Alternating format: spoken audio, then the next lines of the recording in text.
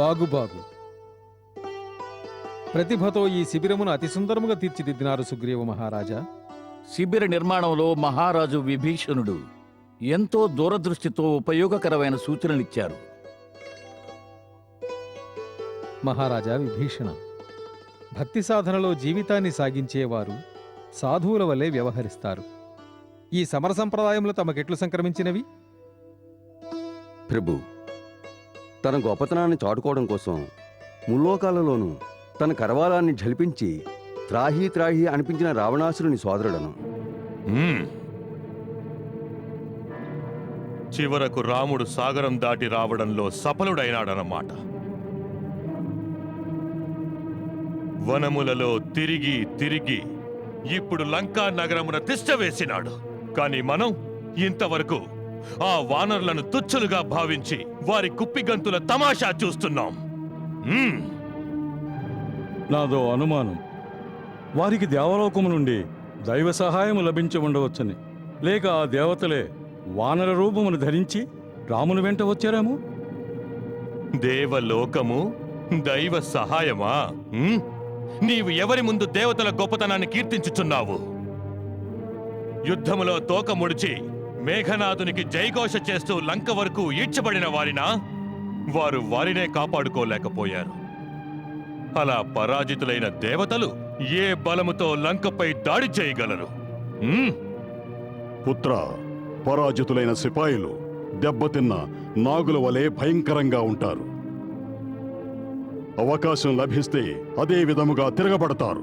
ఎలాగంటే సముద్ర పాటుపోట్లకు వెనకకు మళ్ళిన సాగర కెరటం మరింత శక్తితో ఉవ్వెత్తున లేచినట్లు. తమ శిరస్సుపై కేశములు మాత్రమే తెల్లబడలేదు గౌరవనీయులైన మాల్యవంతా, తమ రుధిరములోని వేడిమి కూడా చల్లారిపోయినది. అనుక్షణం ఓడిపోతామంటూ నిరుత్సాహపరిచే సలహాలనిస్తూ సభామండపమున ఆసీనులు కావడం కంటే తమరు పెద్దల వలె వానప్రస్థము స్వీకరించి ఆర్యావర్తములో ఏ మూలకో వెళ్లి విశ్రాంతి గైకొనండి. శాంతించు ఇంద్రజిత్, శాంతించు. మాకు తెలుసు నీ శరీరములోని రుధిరము మరిగిపోవుచున్నదని.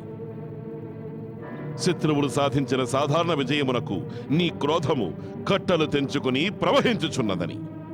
మహారాజా, ఎప్పుడైతే ధూర్తరాముడు తన వానర సైన్యమును వెంట పెట్టుకుని తన బోటకపు బలముతో గణగణమని గంటం రోగిస్తూ సాగరమున కావలి తీరాన చేరుకున్నాడో అప్పుడే నేను వారిని చుట్టుముట్టి అధపాతాళానికి త్రొక్కివేసేవాడను. కాని పిరికి పందలైన ఈ వృద్ధ మంత్రుల సలహాలు విని నన్ను వారించినారు.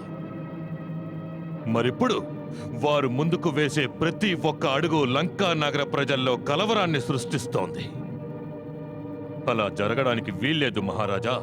లంకా ప్రజల్లో చోటు చేసుకున్న భయము మన సైనికుల మనోబలమును క్షీణింపచేస్తుంది. లేదు మహారాజా, లంకలోని మన సైనికులందరూ తమ ఆజ్ఞ కోసం నిరీక్షిస్తున్నారు. మరి ఇంకా ఆలస్యమెందులకు? నేడే రణబేరిని మ్రోగించడానికి అనుజ్ఞనివ్వండి. నాకు ఆజ్ఞనివ్వండి మహారాజా. నేటి రాత్రి అంధకారములోనే వారి శిబిరాలపై నేను దాడి జరుపుతాను. శిబిర నిర్మాణము ఇంకా జరుగుతూనే ఉంటుంది. మెరుపు దాడి చేసి ముక్కలు ముక్కలుగా నరికి రాముడు కన్ను తెరిచేలోగా సైన్యాన్ని శవాల గుట్టలుగా మారుస్తాను. యువరాజా, మీ అభిప్రాయం సరైనదే. అటులనే చేయవలను. కానీ దాడి నేడు కాదు, రేపు రాత్రి చేయాలి. ఎందులకు? ఎందుకంటే నేటి రాత్రి నేను వారి శిబిరమునకు వెళ్ళి వారి వ్యూహరచన చూచి వచ్చాను. ఒకవేళ వారు కూడా ఇలాగే ఆలోచించి ఇదే వ్యూహరచన చేయవచ్చు. మన వారిపై దాడి జరిపితే వారు మనల్ని నలువైపులా ముట్టడించవచ్చు. ఒకటి మర్చిపోకండి, ప్రస్తుతం వారి వెంట విభీషణుడున్నాడు. మన యుద్ధ వ్యవహార జ్ఞానంతో వారిని అవశ్యం అప్రమత్తం చేసి ఉంటాడు. విభీషణ విభీషణ కులద్రోహి! ఏది ఏమైనా లంకేశ్వర, ఈ సమయంలో అతడు శత్రువులతో కలిసిన లంకా విరోధి. అందుకని వారి శిబిరముల లోపలికి వెళ్ళి నేనొకసారి రాముని వ్యూహరచనలోని సూక్ష్మ విషయముల కొరకు సంపూర్ణ శిబిరాన్వేషణ చేసి వచ్చేదను. ఈసారి నువ్వు ఒంటరిగా వెళ్ళడానికి వీల్లేదు సూఖా. నేను నా వెంట సారణుని తీసుకువెళతాను. మేమిరువురము వానరుల రూపంలో వారి సైన్యంలో ప్రవేశిస్తాం. జాగ్రత్త, విభీషణుని దృష్టికి దూరముగా ఉండండి. అసురులు అసురుల మాయను కనిపెట్టగలరు. పట్టుబడతావు. చిత్తం మహారాజా. అకంపన, ప్రహస్త, మహాపార్శ్వ, మీరీ విషయమును చాలా జాగ్రత్తగా వినండి. నగర ప్రజలలో ఏ విధమైన భయము కలుగకూడదు. శత్రువులు నగరద్వారము చెంతకు చేరినను ప్రజలలో ఆందోళన కలుగరాదు. వారి దృష్టిని మరోవైపునకు మళ్లించవలెను. వారి దినచర్యలకు ఎట్టి ఆటంకము రాకూడదు. దానివల్ల ఆందోళనకు గురికారు, భీతి చెందరు. తమ ఆజ్ఞ మహారాజా.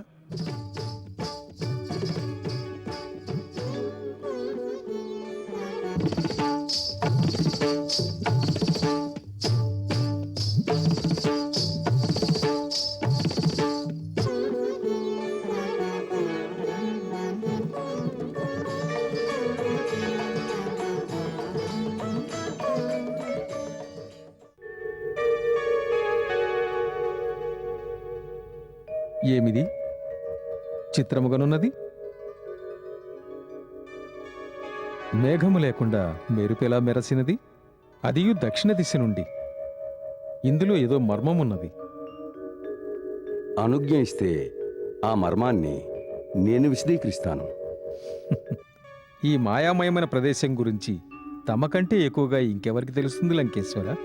వాస్తవమునకు ఈ కాంతి చంద్రునిది కాదు, అలానే ఆ మెరుపు మేఘానిది కాదు. మరైతే ఏమిటిది? త్రికూట పర్వత శిఖరముపై రావణాసురుని విలాసమందిరమున్నది. ఆ మందిర ప్రాంగణములో రావణాసురుడు సంగీత నృత్య కలాపాలతో ఆనందపరవశుడవుతాడు. అతడ ఆసీనురాలైన రాణి మండోదరి కర్ణాభరణముల కదలికలు చంద్రకాంతిని భ్రమింపజేయుచున్నవి. మహారాజు దశకంఠుని మొకట కాంతి సింహాసన ఛత్రముపై పడి మెరుపు వంటి భ్రాంతిని కలుగుజేయుచున్నది. ఆశ్చర్యము! శత్రువు తన సైన్య బలంతో విశాల సాగరమును దాటి లంక సరిహద్దు వరకు వచ్చి చేరుకున్నాడు. ఏ క్షణంలోనైనా లంకపై దాడి జరగవచ్చు. శిరస్సుపై యుద్ధమేఘములు కమ్ముకొస్తున్నా ఆ లంకాపతి నిర్భయముగా నిశ్చింతగా ఉండి ఆటపాటలో నిమగ్నుడై ఉన్నాడా? మహా ఆశ్చర్యము! వీరవరణ్య లక్ష్మణ, ఇప్పుడక్కడ జరుగుతున్నది ఆ రావణుని రణనీతి చతురతాజాలము. ఇందులో రణనీతి చిత్రతీయమున్నది. దీనివల్ల ఒకటే ద్యోతకమవుతున్నది. అతనికి మేమొచ్చామన్న విషయమే తెలియదు. వానికి తెలుసు, మనం వేస్తున్న ప్రతి అడుగు మరుక్షణమే వానికి తెలిసిపోతుంది. అయితే తమరు లంకలోకి ప్రవేశించినా ఏ చింత తనకు లేనట్టే ప్రవర్తిస్తున్నాడు. దీనివల్ల శత్రువుల గుండెల్లో తన పట్ల భయం కలుగుతుంది. మరోవైపు లంకానగర ప్రజల్లో యుద్ధ భయమూ వ్యాపించదు. అందులకే అతడు ఆ విధంగా ప్రవర్తిస్తున్నాడు. నరవానరుల వంటి బలహీనమైన శత్రువులు తనకు తృణప్రాయమని, అటువంటి వారి దాడి తనకు ఎటువంటి నష్టమును కలిగించదని ఈ ప్రవర్తనలోని ఆంతర్యము. అయినప్పటికీ మనము వారిని హెచ్చరించి తీరవలసినదే. వీరుల నియమం శత్రువును అప్రమత్తం చేసి వానిపై దాడి జరపాలి. లక్ష్మణ, నా ధనుర్బాణములు తీసుకురా. ఆజ్ఞాగ్రజ.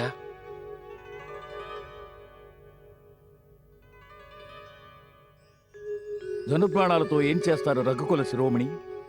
ఏమీయూ లేదు, వారిని అప్రమత్తం చేస్తాను. నేను లంకకు చేరుకున్నానని వారికి తెలియచేస్తాను.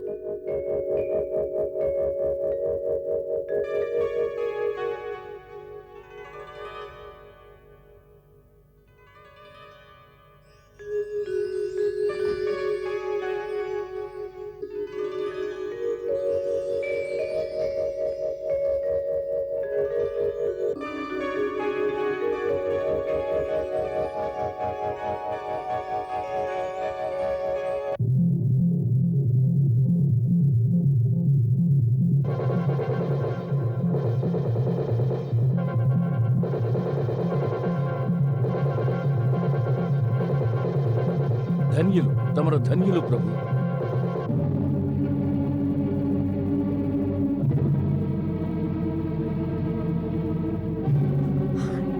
హే పార్వతీపతి, హే శూలపాణి, హే మహాదేవ, రక్షించు, రక్షించు హే శివశంభో, హే కైలాసనాథ, నా పతిని రక్షించు.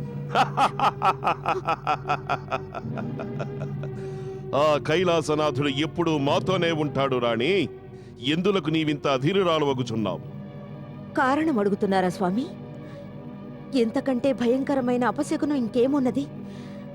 మేఘము లేదు, మెరుపు లేదు, గాలి లేదు, వర్షము లేదు.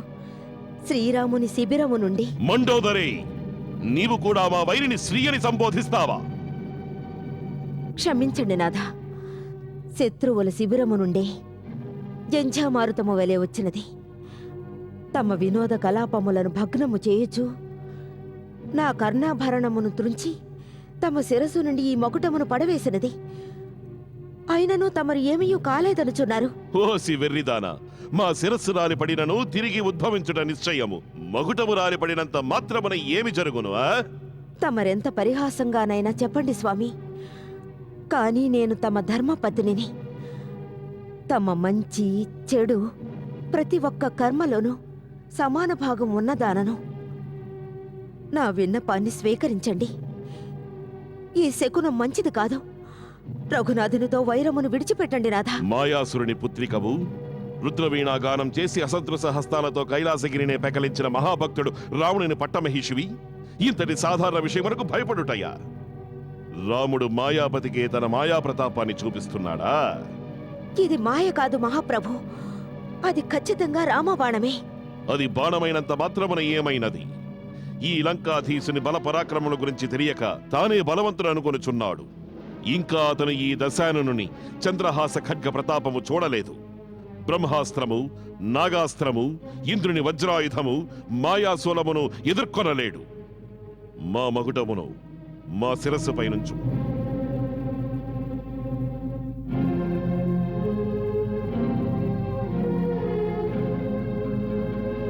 హే మహాదేవా, అనంతకాలము లంకేశ్వరుని శిరస్సుపై ఈ మకుటం శోభిస్తూ ఉండాలి.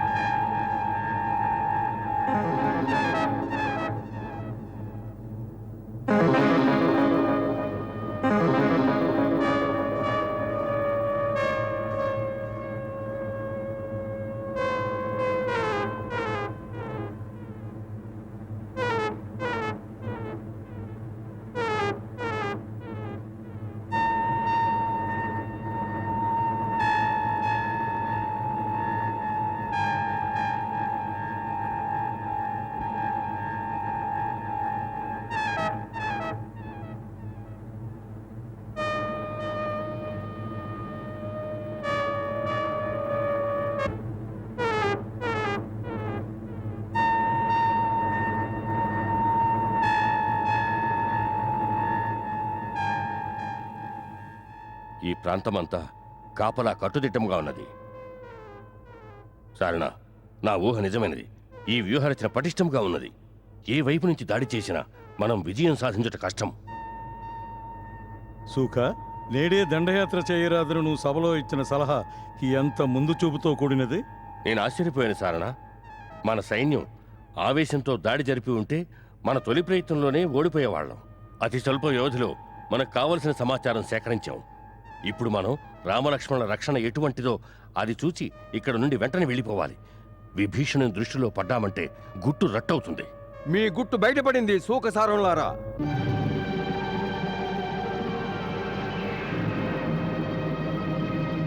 మాయతో వానర సైనికుల వలె రూపుధరించిన ఈ విభీషణుడి దృష్టి నుంచి తప్పించుకోలేరు. ఇక మీ దాగుడు మూతల ఆటలు కట్టిపెట్టండి, నిజ రూపాలు ధరించండి.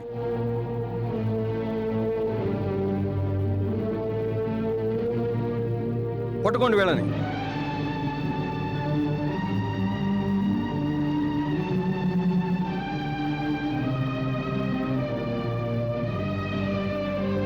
శ్రీరామచంద్రుని శిబిరంలోకి తీసుకురండి. అక్కడే వీరిద్దరికీ తగిన శిక్ష నిర్ణయించబడుతుంది.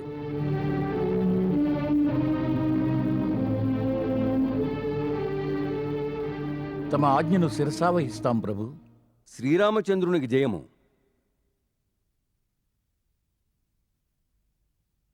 వేంచేయండి విభీషణ మహారాజా, ఆసీనులు కండి. ఏమైనది మిత్రమా? నేడు తమ శాంతవదనములో కలవరపాటు కానవచ్చుచున్నది. శ్రీరామచంద్రుని సముఖానికి తీసుకురండి వాళ్ళని.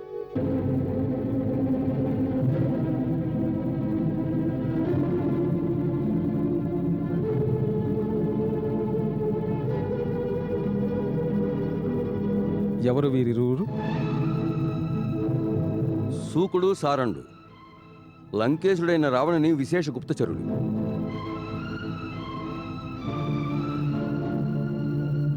వీరు గూఢచారులుగా మనసిపురంలో రహస్యాలు తెలుసుకోవడానికి వచ్చారు. వీరు మాయాజాలముతో వానర సైనికుల రూపంలో వారు మన సైన్యముతో కలిసిపోయి మన రక్షణలోని బలహీనతలు తెలుసుకోవడానికి వచ్చారు. వారు చేసినది గూఢచారులు చేయవలసిన పనినే కదా. ఇప్పుడు మేమేం చేయాలో అదే చేస్తాం. ఏమి చేయవలె మనము?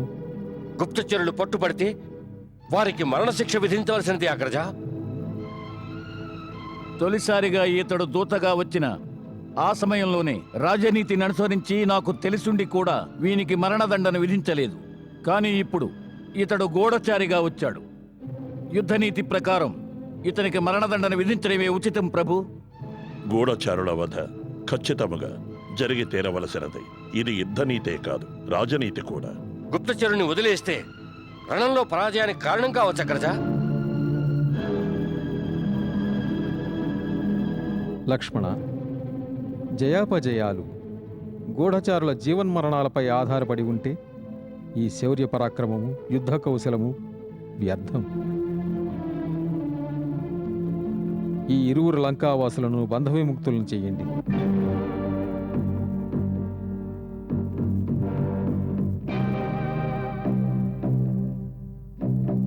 ప్రభు,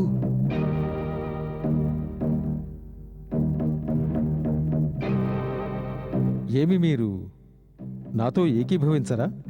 లేదు లేదు రాజశ్రేష్ఠ, అదేమీ కాదు.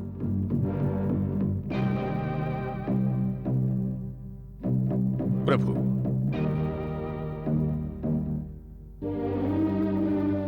తమరు దయాసాగరులు ప్రభు. మేము శిక్షార్హులం.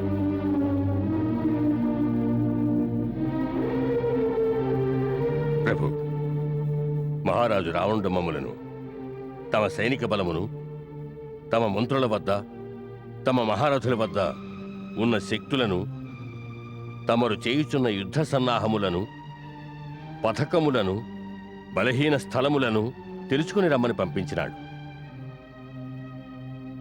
మీ రాజాజ్ఞను సక్రమముగా పాలించి మీ కర్తవ్యాన్ని మీరు నిర్వర్తించారు. ఈ వ్యవహారములన్నీ యుద్ధనీతిలోని అంశాలు. మీరు అన్ని రహస్యములు తెలుసుకుని ఉంటే లంకకు వెళ్ళి ప్రసన్నతాపూర్వకంగా మీ రాజుకు మా బలాబలాల గురించి పూర్తిగా వివరించండి. ఇంకనూ చూడవలసినది ఏమైనా ఉంటే నిరభ్యంతరంగా వాటిని కూడా అవలోకించవచ్చు. తమ వంటి ఉదార శత్రువును నేనింతవరకు చూడలేదు. అందులకే నేను ఏ ప్రాణికి శత్రువును కాను.